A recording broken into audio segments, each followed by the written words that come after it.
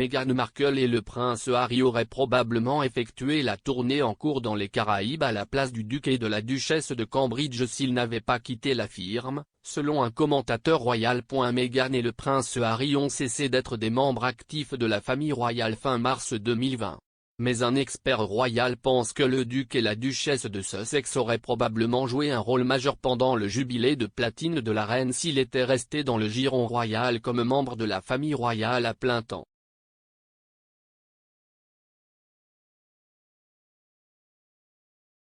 L'historien et commentateur Dr Édition Owens a déclaré à Express.co.uk que le duc et la duchesse de Sussex auraient été un excellent choix pour la visite aux Belize, aux Bahamas et en Jamaïque entreprise par Kate, la duchesse de Cambridge et le prince William cette semaine.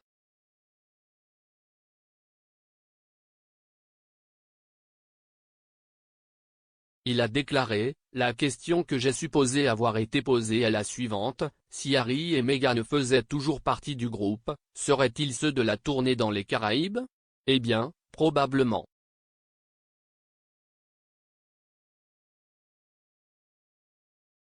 Tout simplement parce que Harry avait déjà établi de bonnes relations avec les pays des Caraïbes.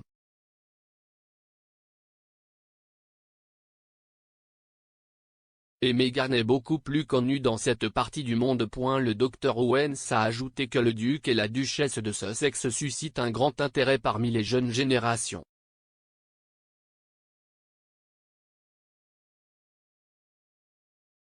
L'historien a également déclaré que la décision du duc et de la duchesse de Sussex de se retirer représente une perte pour la famille royale.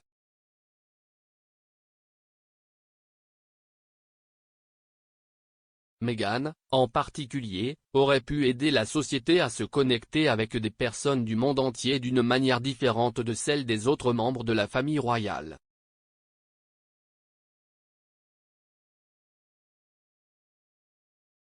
Le Dr Owens a déclaré, Meghan est naturellement une perte, elle était un autre type de symbole royal que les autres membres de la famille en raison de son héritage métis.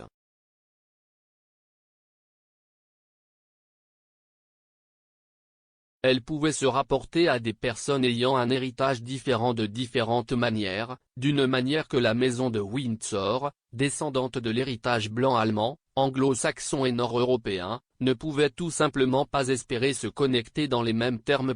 Meghan et Harry ont annoncé pour la première fois leur intention de prendre du recul en tant que membres de la famille royale en janvier il y a 2 ans.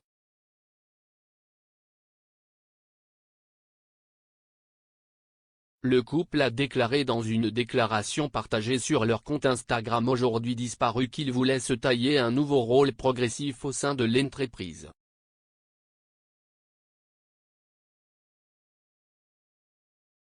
Alors qu'il voulait continuer à représenter la reine avec des fonctions royales, il voulait également devenir financièrement indépendant et vivre entre l'Amérique du Nord et le Royaume-Uni.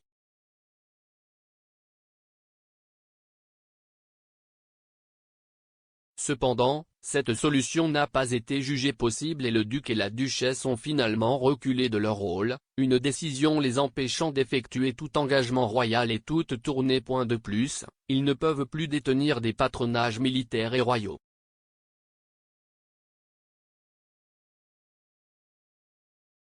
À leur tour, ils sont libres de vivre à l'étranger avec leurs enfants et de conclure des affaires rentables.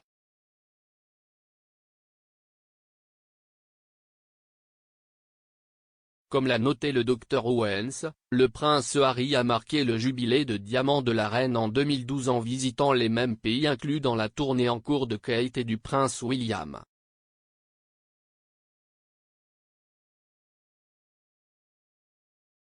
En Jamaïque, le duc de Sussex a rencontré la première ministre du pays de l'époque, Portia Simpson Millet.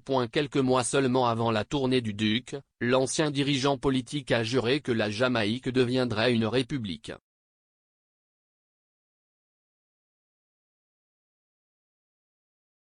Malgré sa promesse républicaine, la rencontre entre Madame Simpson Millet et le prince Harry a été très cordiale, le duc étant accueilli par le politicien avec un câlin.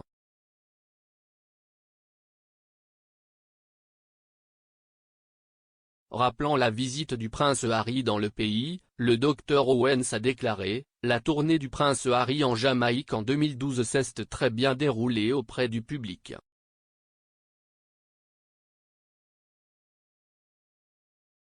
Tout comme celle entreprise par les Cambridge, c'était une visite de bonne volonté », a-t-il ajouté. Le Dr Owens a également déclaré « L'idée à l'époque était de renforcer le soutien royal à la cause royaliste grâce à la tournée.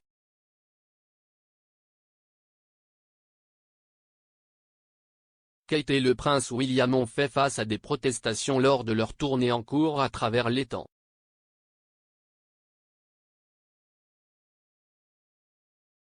Avant leur arrivée au Belize, leur première destination, ils ont été contraints d'annuler un engagement dans une ferme de cacao à Indian Creek en raison de manifestations organisées par les habitants.